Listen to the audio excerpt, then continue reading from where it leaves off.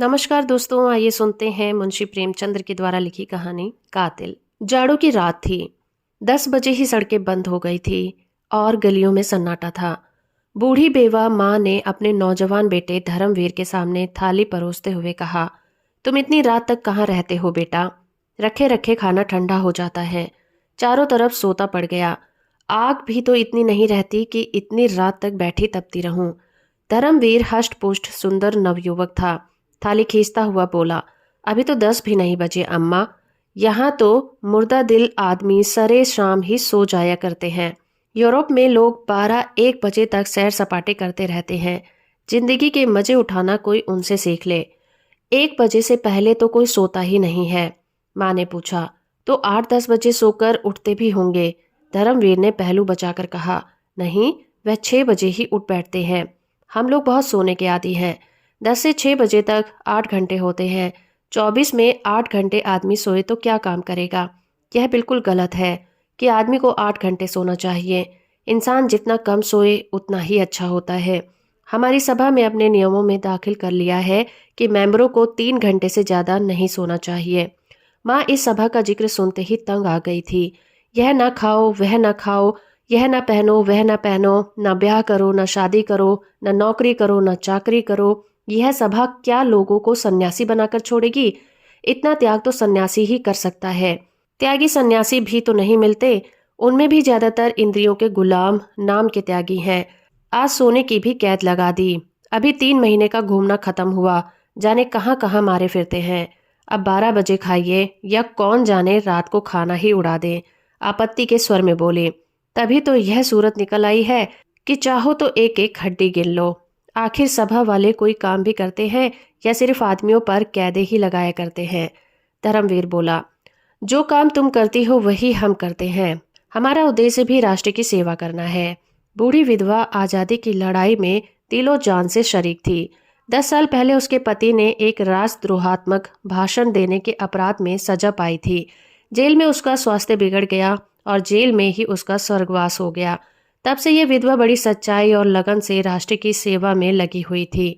शुरू में उसका नौजवान बेटा भी स्वयं को सेवकों में शामिल हो गया था, मगर इधर 5 महीने से वह इस नई सभा में शरीक हो गया और उसको जोशीले कार्यकर्ताओं में समझा जाता था।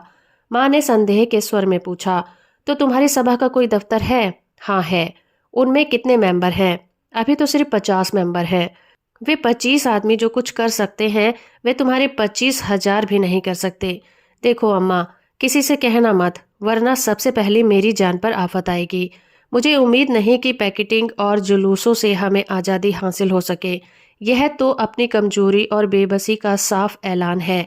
झाड़ियाँ निकालकर और गीत गाकर कौमें नहीं आज़ाद हुआ करती। यहाँ से लोग अपनी अकल से काम नहीं लेते। एक आदमी ने कहा, यूँ स्वराज्य मिल जाएगा, बस आंखें बंद करके उसके पीछे हो लिए। वो आदमी गुमराह है और दूसरों को भी गुमराह कर रहा है। ये लोग दिल में इस ख्याल से खुश हो लें कि हम आज़ादी के करीब आते जाते हैं, मगर मुझे तो काम करने का यह ढंग बिल्कुल खेल सा मालूम होता है। लड़के के रोने धोने और मचलने पर खिलौने और मिठाइयाँ मिला करती हैं, वहीं इन लोगों को मिल जाएगा। असली चीज़ तो तभी मिलेगी जब हम उसकी कीमत देने को तैयार होंगे। माँ ने कहा, उसकी कीमत क्या हम नहीं दे रहे हैं? हमारे लाखों आदमी जेल नहीं गए, हमने डंडे नहीं खाए, हमने अपनी जायदादें नहीं जब्त कराई। धर्मवीर, इससे अंग्रेजों को क्या क्या नुकसान हुआ? वे हिंदुस्तान उसी वक्त छोड़ेंगे जब उन्हें यकीन हो जाएगा कि अब वे एक पल भी यहाँ नहीं रह सकते। अगर आज हिंदुस्तान में 1000 अंग्रेज कत्ल कर दिए जाएं तो आज ही स्वराज मिल जाए। रूस इसी तरह आज़ाद हुआ, आयरलैंड भी इसी तरह आज़ाद हुआ, हिंदुस्तान भी इसी तरह आज़ाद होगा और कोई तरीका नहीं। हमें उनका खात्मा कर देना है। एक गोरे अफसर ने कत्ल कर देने से हुकूमत पर जितना डर छा जाता है उतना 1000 जुलूसों से मुमकिन नहीं। माँ सर से पांव तक कांप उठी। उसे विधवा हुए 10 साल हो गए थे। यही लड़का उसकी जिंदगी का सहारा है। इसी को सीने से लगाए मेहनत मजदूरी करके अपने मुसीबत के दिन काट रही है। वो इस ख्याल से खुश थी कि यह 4 पैसे कमाएगा, घर में बहू आएगी, एक टुकड़ा खाएगी और पड़ी रहेगी। आरजुओं के पतले पतले तिनकों से उसने ये कश्ती बनाई थी। उसी पर बैठकर जिंदगी के दरिया को पार कर रही थी। ये कश्ती जब उसे लहरों में झकोल खाती हुई मालूम हुई, उसे ऐसा महसूस हुआ कि ये किश्ती दरिया में डूबी जा रही है। उसने अपने सीने पर हाथ रखकर कहा, बेटा, तुम कैसी बातें कर रहे हो? क्या तुम समझते हो अंग्रेजों को कत्ल कर देने से हम आजाद हो जाएंगे? हम अंग्रेजों के दुश्मन नहीं हैं, हम इस राज्य प्रणाली के दुश्मन हैं। अगर वह राज्य प्रणाली हमारे भाई बंधु के ही हाथों में हो और उसका बहुत बड़ा हिस्सा है भी, तो हम उसका भी इसी तरह विरोध करेंगे। विदेश में तो कोई दूसरी कौम राज नहीं करती थी, फिर भी रूस वालों ने उस हुकूमत का उखाड़ फेंका, तो उसका कारण यही था कि जार प्रजा की परवाह न करता था। अमीर लोग मजे उड़ाते थे, गरीबों को पीसा जाता था। ये बातें तुम मुझसे ज्यादा जानते हो। वही हाल हमारा है। देश की संपत्ति किसी न किसी बहाने निकलती चली जाती है और हम गरीब होते जाते हैं। हम इस अवैधानिक शासन को बदलना चाहते हैं। मैं तुम्हारे पैरों पड़ती हूँ, इस सभा में अपना नाम कटवा लो, खामखा आग में ना कूदो। मैं अपनी आंखों से यह दृश्य नहीं देखना चाहती कि तुम अदालत में खून के जुर्म में लाए गए हो। धर्मवीर पर इस विनती का कोई असर नहीं हुआ। बोला, इसका कोई डर नहीं, हमने इसके बारे में काफी एहतियात कर ली है। गिरफ्तार होना ही बेवकूफ़ी है। हम लोग ऐसी हिकमत से काम करना चाहते हैं कि कोई गिरफ्तार ही ना हो। माँ के चेहरे पर अब डर की जगह शर्मिंदगी की झलक नजर आने लगी। बोली, यह तो उससे भी बुरा है। बेगुनाह सजा पाए और कातिल चैन से बैठ जाए, यह शर्मनाक हरकत है। मैं इसे कमीनापन समझती हूँ। किसी को छिपकर कत्ल करना दगाबाजी है। अगर अपने बदले बेगुनाह भाइयों को फंसा देना देशद्रोह है, इन बेगुनाहों का खून भी कातिल की गर्दन पर होगा। धर्मवीर ने अपनी माँ की परेशानी का मजा लेते हुए कहा, अम्मा, तुम इन बातों को नहीं समझती। तुम अपने धरने दिए जाओ, जुलूस निकाले जाओ। हम जो कुछ करते हैं हमें करने दो।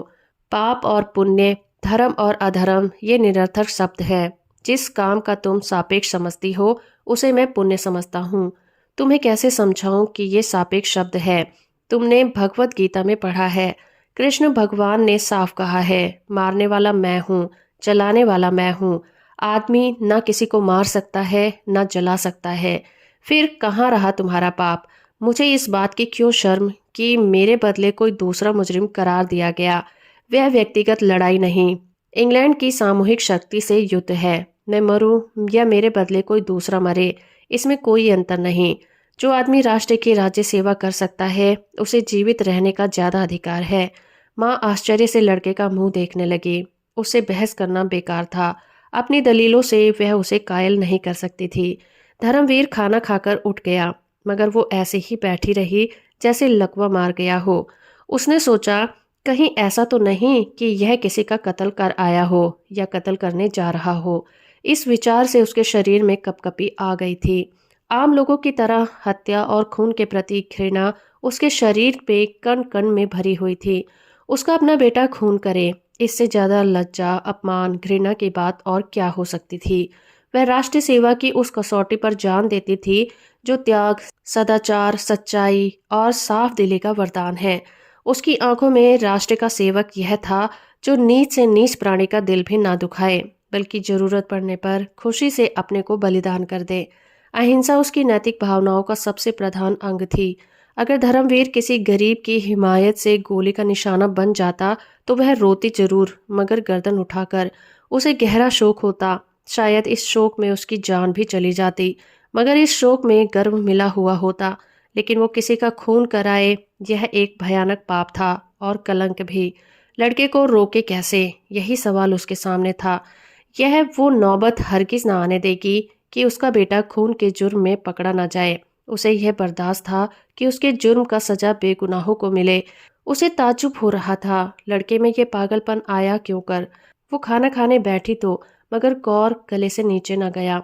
कोई जालिम हाथ धर्मवीर को उसकी गोद से छीन लेता है। वह उस हाथ को हटा देना चाहती थी। अपने जिगर के टुकड़े को वह एक क्षण के लिए भी अलग नहीं करेगी। छाया की तरह उसके पीछे पीछे रहेगी। जिसकी मजाल है जो उस लड़के को अपनी गोद से छीने। धर्मवीर बाहर के कमरे में सोया करता था। उसे ऐसा लगा कि कहीं वह कहीं चला न जाए। फौरन उसके कमरे में आई। धर्मवीर के सामने तीवट पर दिया जल रहा था। वह किताब खोले पढ़ता पढ़ता सो गया था। किताब उसके सीने पर पड़ी थी।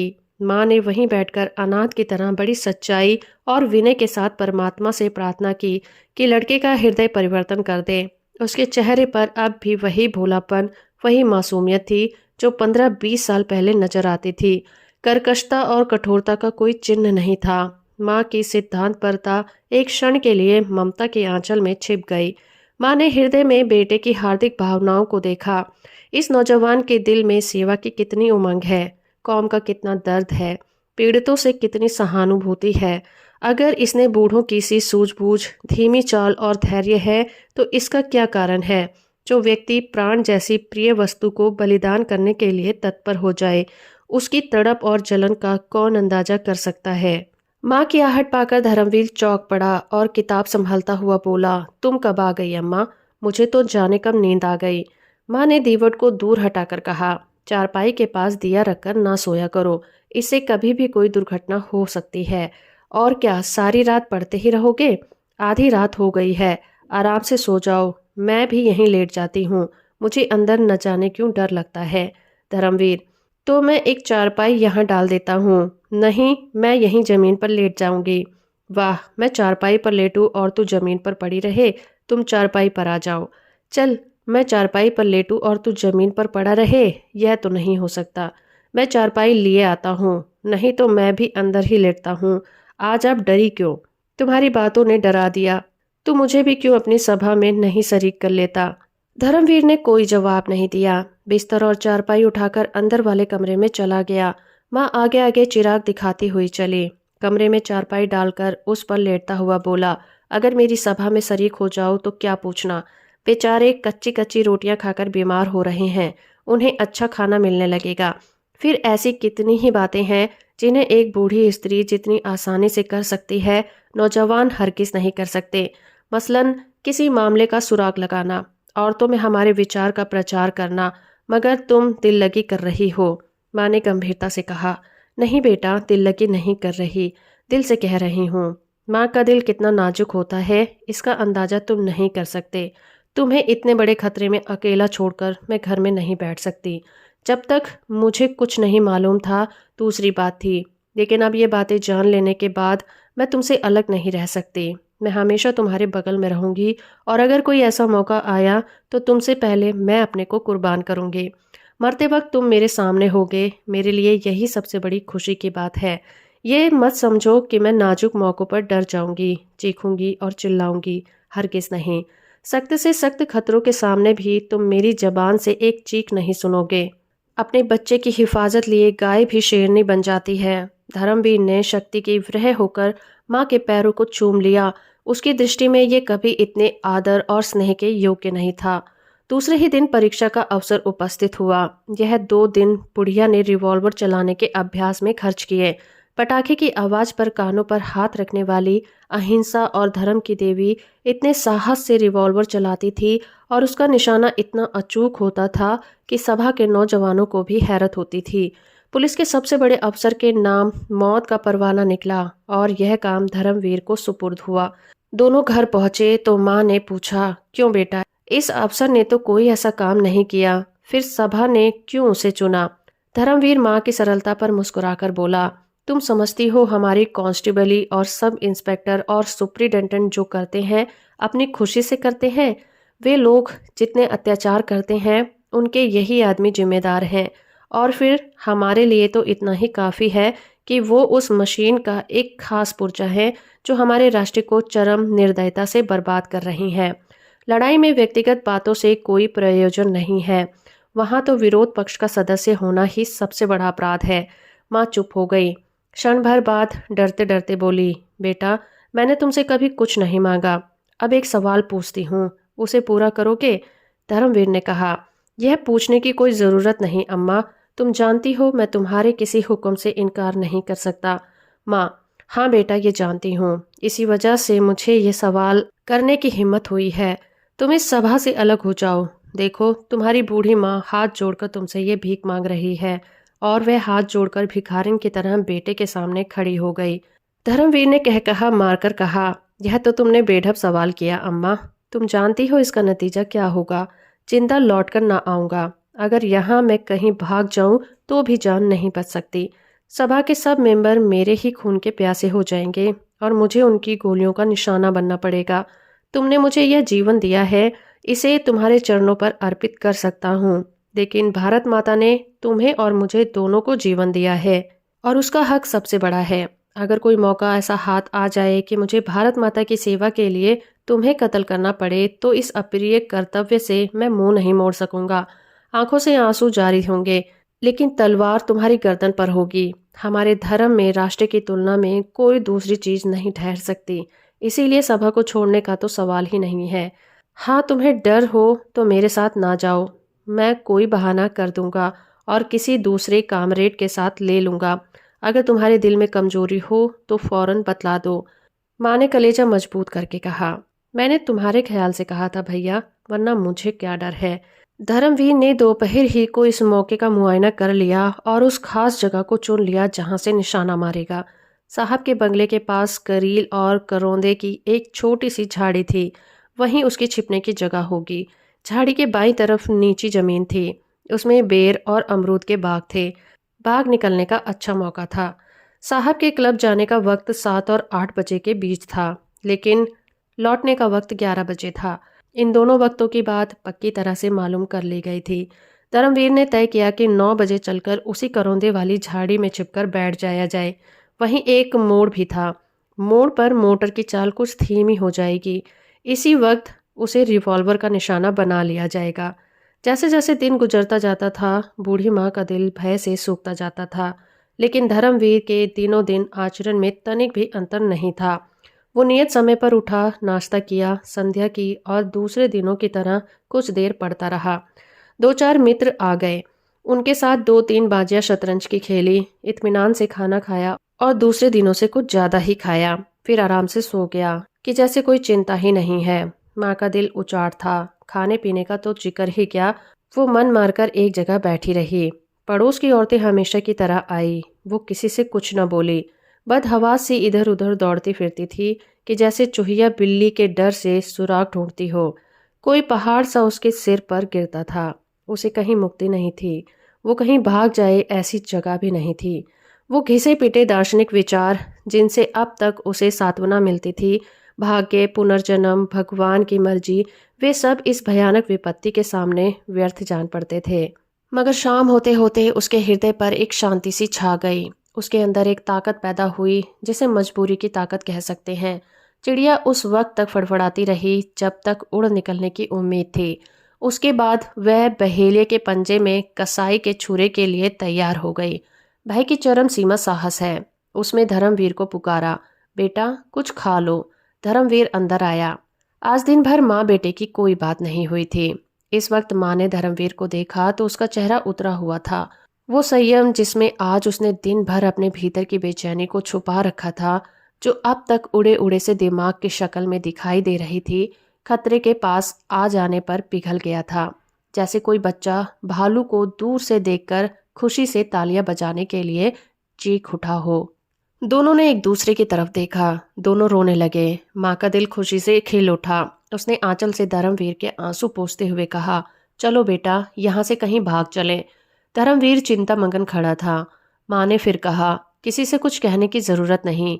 यहाँ से बाहर निकल जाएं जिसमें किसी को खबर भी ना हो। राष्ट्र की सेवा करने के और भी बहुत से रास्ते हैं। धर्मवीर जैसे नींद से जागा। बोला, यह नहीं हो सकता अम्मा, कर्तव्य तो कर्तव्य है, उसे पूरा करना पड़ेगा, चाहे रोकर करो या फिर हंसकर।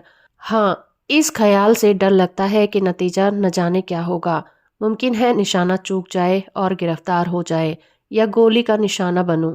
लेकिन खैर, जो हो सो हो। मर भी जाएंगे तो नाम तो छोड़ ही जाएंगे। क्षण भर बाद उसने फिर कहा, इस समय तो कुछ खाने को जी नहीं चाहता माँ, अब तैयारी करनी चाहिए। तुम्हारा जी न चाहता हो तो ना चलो, मैं अकेला चला जाऊंगा। माँ ने शिकायत के स्वर में कहा, मुझे अपनी जान इतनी प्यारी नहीं है बेटा। मेरी जान तो तुम हो। तुम्हें देखकर जीती थी, तुम्हें छोड़कर भी जिंदगी और मौत दोनों बराबर है, बल्कि मौत जिंदगी से अच्छी है। धर्मवीर ने कुछ जवाब न दिया। दोनों अपनी अपनी तैयारियों में लग गए। माँ की तैयारी ही क्या थी। एक बार ईश्वर का ध्यान किया, रिवॉल्वर लिया और चलने को तैयार हो गई। धर्मवीर को अपनी डायरी लिखनी थी। वो डायरी लिखने बैठा तो भावनाओं का एक सागर सा उमड़ पड़ा। ये प्रवाह विचारों की स्वतः स्फूर्ति उसके लिए एक नई चीज थी, जैसे दिल में कहीं सोता खुल गया हो। इंसान लफानी है, अमर है, यही उस विचार प्रवाह का विषय था। आरंभ एक दर्दनाक अलविदा से हुआ। रुखसत ए दुनिया की दिलचस्पियों रुखसत, ए जिंदगी की बहारों रुखसत, ए मीठे जख्मों रुखसत। देश भाइयों, अपने इस आहत और अभागे सेवक के लिए भगवान से प्रार्थना करना। जिंदगी बहुत प्यारी चीज है। इसका तजुर्बा हुआ, आह वही दुख दर्द के नस्तर, वही हसरतें और मासूमियाँ। उन्होंने जिंदगी को कड़वा बना रखा था। इस समय जीवन की सबसे बड़ी पूंजी है यह प्रभात की सुनहरी किरणों की वर्षा, यह शाम की रंगीन हवाएं, यह गली कूचे, ये दरो दीवार फिर देखने को मिलेंगे। जिंदगी बंदिशों का नाम है, बंदिशें एक करके टूट रही हैं। जिंदगी का शरीफा बिखरा जा रहा है। ए दिल की आज़ादी, आओ तुम्हें नाउम्मीदी की कब्र में दफन कर दूं। भगवान से यही प्रार्थना है कि मेरे देशवासी फले फूले, मेरा देश लहलहाए। कोई बात नहीं, हम क्या और हमारी हस्ती ही क्या, अगर गुलशन बुलबुलों से खाली ना रहेगा। मेरी अपने भाइयों से इतनी ही विनती है कि जिस समय आप आज़ादी के गीत गाएं तो इस गरीब की भलाई के लिए दुआ करके उसे याद कर लेना। डायरी बंद करके उसने एक लंबी सांस खींची और उठ खड़ा हुआ। कपड़े पहने, रिवॉल्वर जेब में रखा और बोला, अब तो वक्त हो गया अम्मा। माँ ने कुछ जवाब न दिया। घर संभालने की किसे परवाह थी। जो चीज़ें जहाँ पड़ी थीं वहीं पड़ी रहीं। यहाँ तक कि दिया भी नहीं बुझाया। दोनों खामोश घर से निकले। एक मर्दानगी के साथ कदम उठाता, दूसरी चिंतित और शोकमगन और बेबसी के बोझ से झुकी हुई थी। झाड़ी में पहुंचकर दोनों चुपचाप बैठ गए। कोई आध घंटे के बाद साहब की मोटर निकली। धर्मवीर ने गौर से देखा। मोटर की चाल धीमी थी। साहब और लेडी बैठे थे। निशाना अचूक था। धर्मवीर ने जेब से रिवॉल्वर निकाला। माँ ने उसका हाथ पकड़ लिया और मोटर के आगे निकल आई। धर्मवीर ने कहा, यह तुमने क्या किया अम्मा? ऐसा सुनहरा मौका फिर हाथ ना आएगा। माँ ने कहा, मोटर में उसकी महिला थी, उसकी मेम को गोली लग जाती तो क्या बात थी। हमारे धर्म में नाग नागिन और सपोले में कोई अंतर नहीं है।